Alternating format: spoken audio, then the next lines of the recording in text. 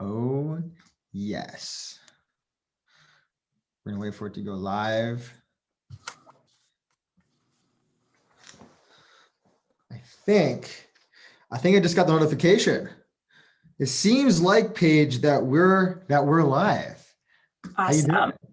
Good. Awesome. Okay, welcome everybody. Paige, this is my favorite part. I do this every single week, and this is why. Wherever you're watching from whether it's good morning, good evening, good afternoon, wherever you are in the world, welcome back to Jake Sussman Live. And if you can, please comment where you're watching from, because I love community and I want to know where you're all from. So please share where you're watching from. I'm from Connecticut. Paige, you grew up in Massachusetts, but where are you now? Washington right now. Washington. So we got people from all over the place. Okay. And for those of you who don't know, my name is Jake Sussman. I'm a dyslexia and ADHD influencer and entrepreneur and founder of Superpower Consulting Group, of which we'll be talking about tonight in our mentorship program for kids with dyslexia and ADHD to feel confident around the way they learn. Now, since quarantine started almost a year ago, so crazy. I've been interviewing some of the coolest people around the world as parents, industry leaders, and doctors to business leaders, and also people like you and I. Now, the cool thing is that we all have at least one thing in common, and that's that we have learning and attention challenges. And school came pretty tough, but we had to overcome it. Okay. Now, I have here one of Superpower Consulting's SuperSquad mentors, Paige, who's so much more than just a mentor. Now, Paige, welcome. Thank you. Welcome. Okay, so tell me a little bit about your story. Why did you first get diagnosed with dyslexia? Yeah, so I got diagnosed in the summer going into 4th grade. I really struggled 3rd grade. The teacher and my parents recognized that I was struggling with my schoolwork. So I got tested at Children's Hospital, and then it came up that I had dyslexia. Wow. So, when I was told that I was dyslexic, I was just really confused. I didn't really understand why the other kids were picking up and learning information faster than I was, or remembering the multiplication facts and words. And it was just taking me a longer time to learn. So I'll say, to have that kind of story, right? To be going through those challenges in school.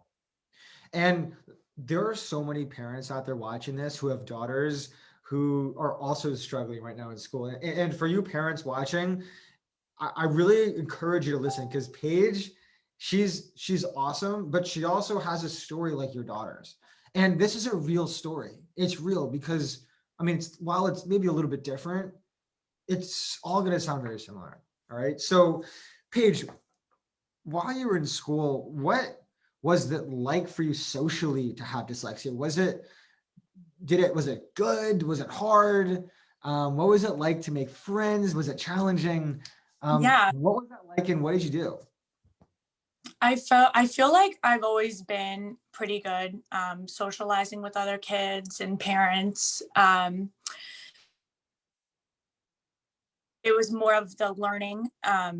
I was taken out of the classroom a lot, and I didn't really understand why I couldn't stay with the main group of kids that were in the class. But then my little group was taken just so because we learn better in a smaller group and less noise, I guess, and just one-on-one. But I always wanted to stay in the class because it made me feel different from everyone. And that I was like, why am I like special, and why am I leaving the room? And then I would look like here and there at like my friends' work because I didn't really know what I was doing. So I'd be like copying their work, and then they'd be like, why are you copying my work? And it made me feel bad because I didn't want to. Must have made you feel so bad. Yeah. their work, but I didn't like understand like what else to do. Cause then I was like, if I raise my hand, I might like, is my question going to be stupid? Is it not going to make sense? Or other kids are going to laugh at me? So I like just kept everything in, and just tried to figure it out in my own head. But that just caused even more anxiety, for myself. Yeah, totally. I remember when I was a kid, I mean, come on, I'm 25, we're not that much older here. But when I was younger, way back when, 100 years ago, when I was in middle school and even in elementary school, I remember always trying to get my friends' attention. And I didn't really understand like that it wasn't cool to do what I was doing, or it's hard for me to pick up sarcasm. So I would just try to get my friends' attention, but everything I did wasn't working. And they would just either laugh at me or say like, Sussman, calm down or whatever. And like, oh, it's such a trigger. So I understand, and I feel you, because it's hard. It's hard when you feel different from other kids, and just being young, because you don't really understand the whole concept of it. And now, in like working on like myself and everything, I know now that I just had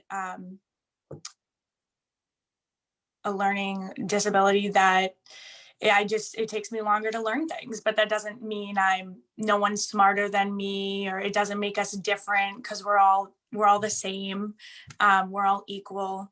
So it was nice, like, to finally like understand, like growing older and fully understanding everything. Right. Right. So let's fast forward a little bit. We're going to jump forward now to just today really quickly, because when you came to us to become a mentor, why? I have always wanted to be a part of something with dyslexia, because it is and was such a big impact on my life. But I want to just help other kids boost their confidence, and have someone that is always going to be on their side, and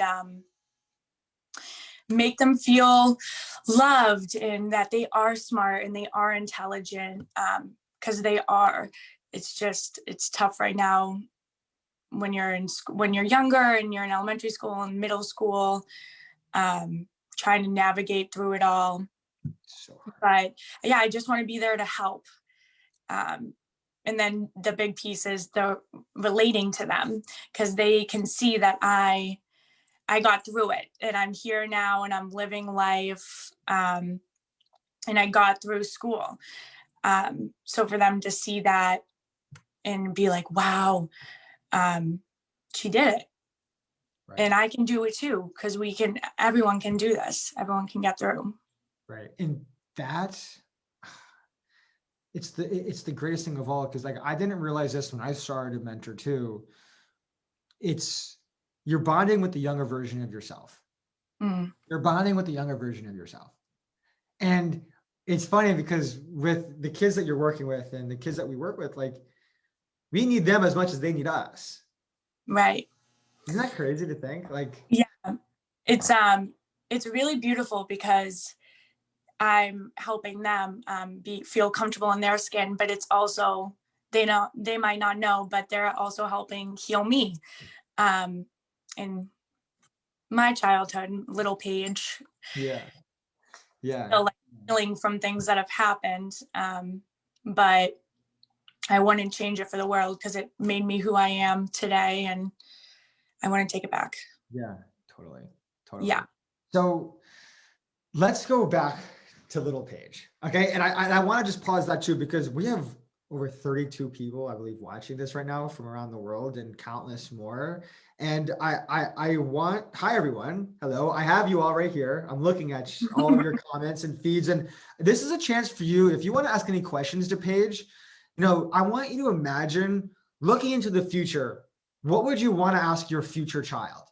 What would you want to know? Like, what would you, when they were older, when they grow up, what do you wish that they can share with you to better help you reach them?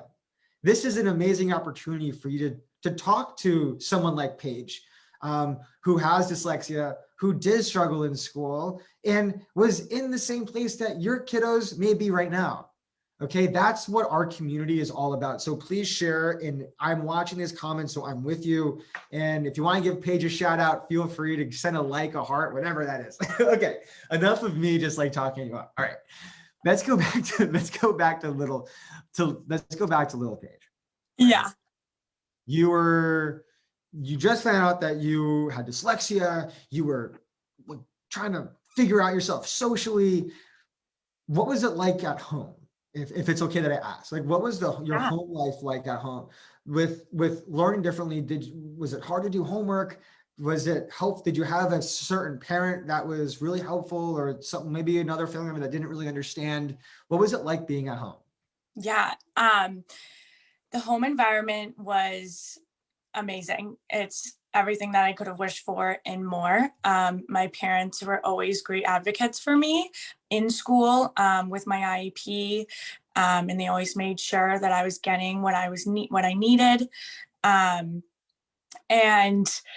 yeah, just really supportive. If I didn't get such a good grade, A or B's, they were still. I think your family is also commenting on this right now too. So shout out to Paige's family.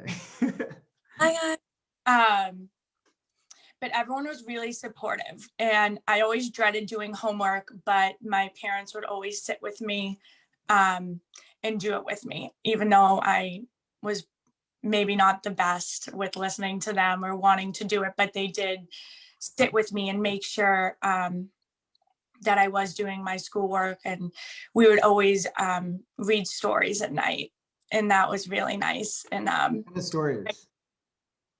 Just a ton of like chapter books, and just childhood books. But my dad would read. I'm forgetting. Was that hard though? Because like was reading challenging in school?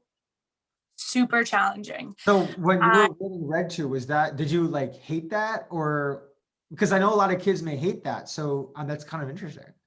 Yeah, I still have trouble with it now, but I like when I'm reading, I'll like get stuck on a sentence, because you're reading the sentences, but then you have to connect it and make it into the story and know what you're reading. And I would just read, and then I wouldn't really understand what I was reading. Right. So that's what it would take me longer than other kids, because I couldn't just read a sentence and then be done with it. I would have to read the sentence, analyze it, and talk about what's going on in the book. Right. And then I would fully understand it. Okay. So did someone teach you that, or did you learn that from anywhere, or how did you learn those strategies? At school. So I'm from the town Reading, in Massachusetts, and they have a program for kids with dyslexia. So when my normal class was in English, I would go into a separate class with much smaller kids, and we would focus on just different English, a different format than the other kids were doing. That was just a little bit slower for us. And that met like our needs. But yeah, they basically kind of taught us that, and we would take it line for line, and we would talk about it, but we would all understand it. And we were all at the same pace. It was nice to be in that group of people. By the way, like, because I was also taken out, and for a long time, I actually thought I had severe disabilities, because all my peers in that room also had severe disabilities, like autism or Down syndrome. And there was actually a period of time that I thought I had autism for a lot of my elementary school years. It really, wow. And that's it's not a bad thing. It's not like, it's not at all, but I didn't have autism, right? So I think a lot of times it's hard, because what do? It's like, do you stay in class, then you'll fall behind? Or do you get taken out of class and feel like you're missing out with your friends, or that you're going to the special room and it's not a physical disability? So like, what do? and this is getting to the next part of this, my questions for you. And thank you for your interrogation. You're doing great. Okay. So tell me about some strategies. Like, what did you do to, because I know you said reading was hard. So Right. what did you do to get better at reading, or to make it so that you didn't get as triggered to read when you had to? Right. I think honestly, like for most years of my life, my sisters, whenever we were in the car together or it was like your free time, they liked to read. And I never understood that because I didn't know how to read. So it wasn't enjoyable for me. Right. Like it was for them. But honestly, I want to say probably the past like 2 years, I've like been getting into reading and like liking reading. Wow. Because I'm finding books that I enjoy to read and that are like affecting me and speak to me. When in high school, I wasn't really connected to any of the books we were reading. And a lot of it just didn't really make sense to me. And since I wasn't really connected to it, I had no motivation to want to read it. So like summer reading, I would just get by with like finishing some books, like not even. But in college, I listened to books on tape. And that's really a really good strategy to use because you can follow along, but it's also, you don't have to worry about you reading it. All you have to kind of worry about is like picturing the story and thinking of the words and putting it all together. Since you're listening to it. Yeah. And then I always did a flashcard and I would put it on each sentence, the beginning of the sentence, and then I would move. That is so smart. I remember being taught that too, because it's so easy. There's so many words in the page. There's so much going on. And right. my biggest fear in school was when I get to the end of the line, I'll sometimes skip like 2 lines. Yes. Or I'll skip 1 line and then people would start giggling and I would get so embarrassed. So the flashcard's a great, simple strategy. You hear that, Paris? The flashcard, that's key. Yeah. So simple. In high school, and I bet a lot of other dyslexic people can relate to this. When people were reading, when we had to read out loud, that would just cause me so much stress because I didn't want to mess up because everyone was going to hear me. Oh, gosh. So I would just read and I would be like, okay, so this is the sentence they're reading now. And I would count like each kid's sentence and I'd be like, okay, this is the sentence I'm going to read. So I would reread it over and over again until I got it, until it was my turn. Right. And then but then I just had no idea what was going on because I'm so focused on just knowing that one sentence, how to say it. Right. Which was, it was just really stressful. But I also had amazing friends, like friends that understood dyslexia, and even out of school. Like if I was sorry to interrupt you. Did you have to explain dyslexia to your friends? Yes. When I was like leaving the classroom, they would ask, everyone would be like, where are you going? Where are you going? What did you say?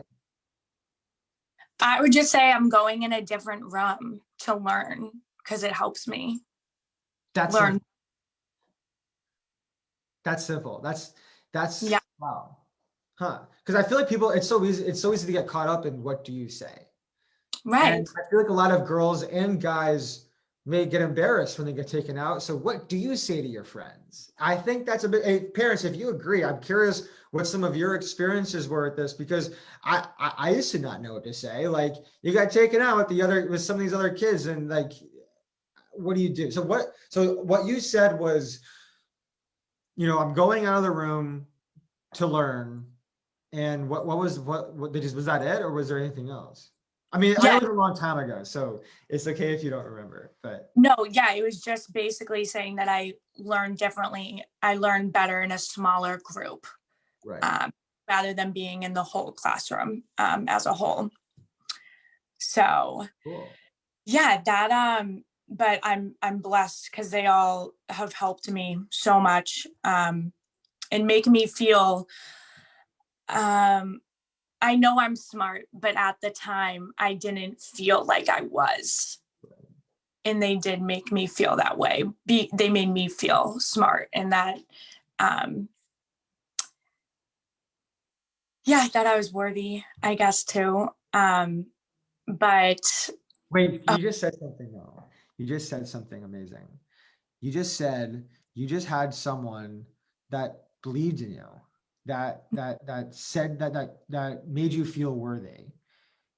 Was this now? That's probably one of the most important things, though. Would you say? yeah, because a lot of people probably feel I felt like very misunderstood, because there was a good amount of teachers that they don't understand why you can't learn this right away, or what happened with the homework, or why weren't you paying attention in class. And it, people decide to only look um, on the front of everything, but never really like looking through and seeing, why is this person acting this way, acting out, causing chaos in the class, or why is this person's head always down and never picking up the pencil? Like, Right. Wow. yeah. There's so much relatability to that, and I see a lot of our parents are saying this also. They're agreeing, like for their kids, it's they're experiencing this also. And you realize that your story that you had when you were younger is the same story that's happening now. It's just a cycle. When is it going to end? When is it going to end? I know. I think more people in schools definitely need to be educated on dyslexia and ADHD more, to be able to help those kids, because not everyone can just learn so easily, or just have it just naturally click with them, because for a lot it doesn't, and it really does affect how you feel about yourself and like your health, and it makes you feel like just really crappy. A really crappy feeling. Did you have a low moment? Like if you don't, and you don't have to get to this point, which is totally cool. It's totally fine. But what would you say was the impact of you feeling so misunderstood? Because I know we're talking about all the bad things right now. We just hit the 30-minute mark. So we're about to go towards like more of like, what'd you do to win and all that and overcome it? And what are you doing now? But I just want to hit this moment. I want to get here for a sec. Okay. What did you feel like was the impact of some of these negative experiences growing up in school? Was there an impact on your social life, or even on the way you looked at yourself, or with self-esteem? Because a lot of girls that I've worked with, that I have families, a lot of girls are struggling with their self-image, or with the way that they look at themselves, with how they learn. So did that happen to you? And if so, like, I know that there's girls out there that are struggling with this. So what can we say to them? Right. So I definitely had a low moment in my life of 22 years. High school was really when I guess all of like the demons just started coming out, and I couldn't keep it in anymore. Like, I don't even think there was any room to keep any more negativity in my body, in my mind. And I really felt I did not feel worthy of anything, not even to live life. I thought I would never make it to college, that I wouldn't graduate, that I truly thought that I wouldn't be able to do life. like I wouldn't be able to do anything, from like doing taxes or having kids. Like I thought I truly couldn't have kids because they would be smarter than me. I thought that at a point in my life. And I don't think these things anymore. And I love my life so much, but everything from the summer going into fourth grade and going into then sophomore year of high school, it was all bottled up. And I guess I would say like one of the biggest tips, I guess, would just be to check in with your children, and just reminding them that they're so smart and they're wise and they're loved. Because I held it in, and no one really knew that I was struggling or what I was battling with. But after these feelings of feeling really low, I got a therapist, and she changed my life. And I started getting into spirituality. Yeah. And so meditation really helps me. I started doing that in high school. Yoga, going out, being outside is like the number one thing for me. It just feels so good to be in the fresh air, and to just be free. Well, being out in Washington, I'm sure you have a lot of that fresh air. It's amazing. Have you gone anywhere cool over there? Have I what? You know what? I'm going to pause that question. I just want to, let me just pause that if you don't mind. Yeah. I just want to acknowledge your share. Right? Because that took guts. That took guts. And you're so strong. This is something that for many of us, if it wasn't for maybe this platform, you probably never would have really shared. I don't know, maybe you would have, but this is something so real. It's so real. Right. And so many people feel this way too. Yeah. And have probably maybe felt that way too when they were younger. Yeah. And kids now, like, probably feeling that way. Right. Can everyone just like show Paige some love on this? Like this was like, I just would love if our community could do that, because people are doing that as you're speaking, and the comments are just blowing up. You're incredible. Like you are awesome, and you're strong, and you are a leader, and you went through pain, you went through trauma, and there's so many other kids going through that now. Right. And the fact that you were able to overcome that and identify your outlets. And I think that's something important, and that I want a lot of parents, you're watching this, to just remember this, okay? Paige found her outlets. You found what you work for you: yoga, meditation, being outside. Let's just pick those three things for now, right? Those are so important. You need those to feel grounded. Yeah. And that's not something taught in a textbook. That's something that's discovered. Yeah. You know, some kids, it's art or music or dance or even reading. Yes. Right. But these are outlets that even as adults, all of you adults have outlets. Think about your own outlets. By the way, they're toxic outlets, right? There's drinking and drugs. Those are outlets, but those are destructive outlets. Yeah. Okay. For me, it was my model train set. I love building model trains. That was my outlet. And then when I couldn't do that, I had to find another outlet. But a lot of times with our kids' behaviors, and this is something that we talk about. Paige is a mentor. For those of you just tuning in, Paige literally works with kids with dyslexia and ADHD and helps them overcome some of these challenges through looking at their strengths. But most importantly, to find their outlets. So if your kids have outlets, even if they don't have outlets, which it's so easy to find out what their outlets are, just ask them what they love, what gets them excited. Even what's your favorite subject in school? And if they say recess, ask what do they play? Here's the next, this is really cool, right? So on a quick side note, I'm having an ADD moment, but you know, a quick side note. For our kids who play sports, there's something so cool when you ask them, let's say they play soccer. Okay, I want to know, what position do they play? there's so much that we can learn by asking questions. So, when we say, what position do you play? Oh, I play goalie. Well, that must mean that they like to be in control of everything, look out, and it's up to you whether or not the team scores or not. If you like to play midfield, you like to be involved with everything. Mm-hmm. There's so many answers that we can learn just by asking these questions. So I bet that we can understand what our kids' outlets are. Now, let's go back to your outlets.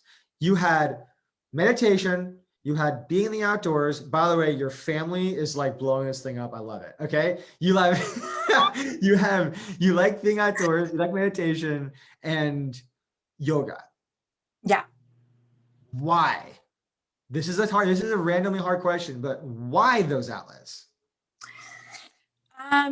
I honestly, those outlets work the best for me.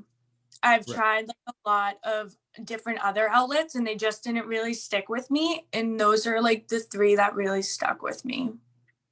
Right. Yeah. Now, did you have a friend that helped you find those outlets, or what made you realize you're like, I should try meditation, I should do yoga, or I need to be outside? Yeah. So my friend Angelica, shout out, she got me into yoga. I always looked up to her, just like a mix of everything, basically. But she really got me into it and wanting to try it, because I was always watching her post pictures and videos, and I was like, I want to do that and I want to try that. And I knew that it was helping her in such a good way, and I wanted to feel that way. So I was like, why not try that? But I've always I've loved coloring. Like in high school, I used to color mandalas all the time, and my teachers would let me in class, and they would also let me use fidget toys. So I'd be in high school in the back, and I'd be using these there was this one day I got all my friends and we were all just using these fidget toys, making things together. And the teacher was like, that's really cool. But everyone was supporting it, supporting my fidget toys and fine. And I there was no judgment. I would love to bring your parents on here or your family, anyone on here, but I don't know if I can do that now. But I know there's for Paige's family on this. I may put you on the spot, okay? And for those of you who aren't, I think everyone's on the Superpower Consulting live stream. So if you're on Jake Sussman Live, just go under Superpower Consulting because I'm putting you on the spot, okay? If you're open for it, you don't have to respond. I won't even know if you're hearing this, so don't respond if you're not hearing this, okay? But what was it like? So from the perspective of now you're looking at your daughter and she is just crushing it. She's doing amazing. Okay. So what was it like from the parents' perspective with this? For our parents watching, this may be a really good chance to share some of those thoughts from the parents' point of view. Okay. And if you want to share, great. If not, again, it's totally cool. But I while they take their time to write it, if they're writing it, which is totally fine if they're not, I think what you're saying though is that you had your people. You had your people, and you had the people that you trusted. And I think by having your people, you were able to navigate some of these harder situations maybe easier, maybe even saved your life, right? Yeah. And in school too, I always made sure to have my people, my group of teachers that I knew really cared and wanted to see me succeed. And when I had panic attacks or anxiety in class, I knew I could go right to them and leave the class and talk to them, and then they'd help soothe and calm me down. And they'd also have my back with other teachers that didn't really understand what was going on. And that was sick. That was super cool. Yeah. That's awesome. You had to, wow. I think that's so smart. And it's hard. It's really hard, to find those people. And a lot of times parents may not be on board, and parents, if you're just figuring out your kids learn differently, the most important thing is to just be with them. And you know what? Don't worry about college. Don't even worry about high school if they're in middle school, or don't even worry about middle school if they're in elementary school. Right. Just be with them. Just be with Yeah. them. Support them. One point, I know this is true, speaking for my parents, but they always said that they were always on the search for groups or support groups for kids with dyslexia. And they always shared that they never really found anything. Yeah. And it's so cool now that like I'm a part of Superpower Consulting, and that like there's a platform like this out there for kids. And it is the coolest thing, because like I think back and I'm like, oh my gosh, like if I had a mentor that just help guide me and be like that positive person in my life, like the light. Woo, I have the chills. Like where would I be now? But like everything happened for a reason. But I'm like, parents should definitely take advantage of this, because this is just, it is such a good thing. And like, there's only going to be like better things coming from here, and more things are going to start changing in schools and with dyslexia. Yeah, it's so exciting. You're getting me so excited. I want to just explode. By the way, your mom responded. Yeah, she responded. Okay. And your mom's Megan, right? Is that your mom? Who's your mom? Who's Megan? Megan's my sister. Oh my gosh. Okay. Your sister responded. Okay. So we have your sister first. Mom or dad, if you're watching this, or whoever, grandma, I want to know let's know from your perspective, what was it like having Paige, either as a sibling or as a daughter or as a granddaughter or whatever. Like, let's find this out, because this is important, because we have people of all different ages, and we've never done this before. This is actually kind of interesting. I may do this more often, but I'm going to read this out loud. Okay. You ready? Yeah. Okay. Paige inspired my entire life. Watching her struggle and feel so down about herself made me want to take action and help kids just like her. She pushed me to be a speech therapist, And now I work in a middle school and see Paige and all of the kids I help. She is the most special soul, and no one should ever feel lesser than because of a learning disability.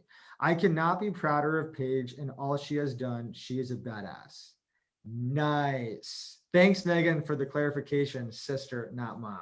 Got it. That is awesome. That's sibling right there. Wow, that's amazing. She actually showed me, she wrote her, I think, to get into grad school, her letter to get in. And she wrote a little piece about how I inspired her to become a speech pathologist, because I also had trouble with my R's. So I couldn't say my R's for a really long time. Is she older or younger than you? Megan's older than me. Okay. Yeah. Wow. Yeah, so I was in speech like preschool until like junior year of high school. Wow. Yeah. So you really in high school, that was tough. High school is tough, but then you like look at where you are now. Like, that's so awesome. Right. I know. It's possible. That it's like, it's foggy now, but there's a light. And it's crazy. I was flying, you know what it was? It was the last flight before COVID started. I was flying to Texas to give a talk. And it was the last flight, and we were flying, and I saw there was like a huge storm, and we were like bumps and everything. And like, we were trying to get up, and it was going, and I was like freaking out. I was like sweating in the seat, because I was like, we're going down. This isn't looking good. But we made it through, and all of a sudden it stopped. I opened up the window, and you just saw the most beautiful sunset. Oh my gosh. And you look down and you see a floor of dark cloud. And what I realized was that no matter whatever storm is happening, it could be a hurricane. The sun's always shining on top. Right. The sun is always shining.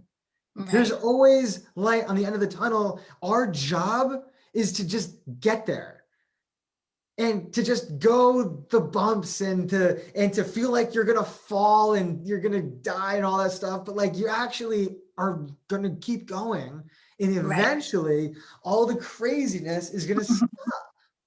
Yes. It's gonna stop. And I think was that just weird? I can't believe I just did that on like Facebook Live. But okay. But like that's the point though. Like that's what we're here for. Yes. That's what we're here for. And if you want your daughters or even sons to work with Paige to do that, let me know. Let me know, because we'll hook you up with her. It's just really amazing. Now, who's Sean? My dad. Okay. So Sean just responded. Okay. So Sean said, once you understand your child has challenges in their life, all you can do is be there for them throughout their lives and advocate for everything they need. Love and strong communication have been so valuable to our families' lives. And the last share is Jody, who Paige's mom. Thanks for the question. Her dad and I are so proud of all of her hard work and determination through all of her struggles. We love her passion to help kids with dyslexia and wish we had this kind of mentor program for her as she was struggling. Paige is a special human who has so much care and love for everyone. And for those of you on Jake Sussman Live, go over to Superpower Consulting to see these conversations happening on our feed. Okay. So this is like, but your family's awesome. And this is what family is all about. Yeah. It's hard. It's challenging. There's a lot of ups and a lot of downs, and maybe too many downs, but the support and love and what your dad said, strong communication. And dad, shout out to you, but strong dads, like strong dads. We need strong dads. Okay. Because I'm sorry, this is way too many moms are involved with this. Okay. And way too many moms are involved with this. I want to see dads getting involved. I want to see moms and dads doing this together, because that is what makes the most powerful connection. Right. You want to get things done, you do it as a unit, and this is what it's all about. It's about our kids. It's about you. Look what happened to you. Look at you. Right. Yeah. I think most meetings, they would go to IEP meetings together. Yeah. They definitely worked together. Yeah. So important. And that's definitely a key point, I guess, to why it was good communication with us. Yeah. Yeah. Communication. I can't stress it more. It's the most important thing. And I'll tell you, I don't know if I said this last week, but I'm gonna say it again, because it is Black History Month. Okay. I got inspired to do this by the letter from Birmingham jail by Martin Luther King. Okay. Martin Luther King taught me that you can be a Black man in prison in Birmingham, Alabama. Okay. In prison, write a letter to the white clergy, okay, who has no respect for you. Not only to get them to read it, but to then act. How did someone do that? Forget what color you are, but how did someone do that in prison who is Black, who was running to the white clergy that didn't even care about Black people, and then make a change? That to me is power. Mm-hmm. That's power. You can master that. You could do anything. Anything. The letter from Birmingham jail was what got me into becoming so passionate about communication. Because Martin Luther King is a legend, and he did it to the white clergy, which means that we could do that in our IEP meetings. Okay, oh, yeah. We can do that with our teachers. We could like comparing it. It doesn't even compare. anything is possible when we know how to communicate. Yes. Yep. That's it. Okay, I want to know from you, okay? What's your superpower?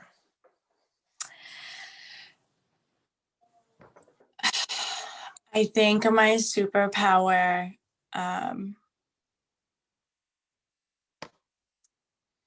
is the love that I put. Tell me more. Into everything that I do. I love everyone that I surround myself with. It makes me a better person. But also I just love to love. Yeah. Love my family. I love my friends. I'm grateful for my life. And there's this quote, and it's lead with love and not fear. And yeah, that one just hits a special part in the heart. Because you can do anything with love. Yeah. It's the most powerful force in the universe. Yeah. That's a good one. That's a good one. That's awesome. Yeah. Wow. Okay. Well, with that being said, do you have any tips, any final tips for our girls watching this and our moms watching this? And while you think, okay, I'm gonna give you a minute. For our parents, if you want your daughters to work with Paige, who has dyslexia, who has also struggled in school the way some of your kids may be doing it right now, and is literally like on top of the world today. All right. She's giving back and work with the younger versions of herself. And she's going to teach her kids how to communicate, how to self-advocate. And most importantly, how to embrace yourself and how you learn. Let me know. Shoot me a message. You can find us at Superpower Consulting Group. Our website is under construction, so pardon our appearance. We're working on it. Or just shoot me an email. You can info@superpowerconsulting.com. We'll get you guys set up and we'll give you 20% off if you sign up and say that you watch this video. 20%, it's a lot of percent, okay? We want to fill up Paige's calendar because she is a rock star. Okay, you're on it. So I guess the message that I want to send to young girls and women and guys in general, to everyone, is if you love yourself, you can do anything and nothing will affect you. Self-love is the answer to everything. And if you love yourself, you'll be able to love others back and to love what you're doing and to love who you are. Yes. It's hard to do, but we are all capable of doing it. And it just feels so good. And it might take, everyone has their different journey and their different path of life and when they're awakened to things. But self-love is so powerful. And it makes you a warrior. I can get on board with that one. I think we're gonna mic drop on that. Yeah, and for those of you watching, if you want to ask Paige questions, let me know. You can either ask it in the feed. I'll be hanging out for a little bit, or you can message me directly, and we'll get you in touch with Paige to ask for yourself. So Paige, thanks so much for coming. This is awesome. We'll have you back. We'll definitely have you back on here. People were just, I can't wait for you to look at the comments after this. Yeah, that's awesome. So that's all we got for today. I want you to have a wonderful evening. If you're out in the east, stay warm. It's still snowing. I think we're at almost 2 feet where I am. It's so unbelievable. There's so much snow.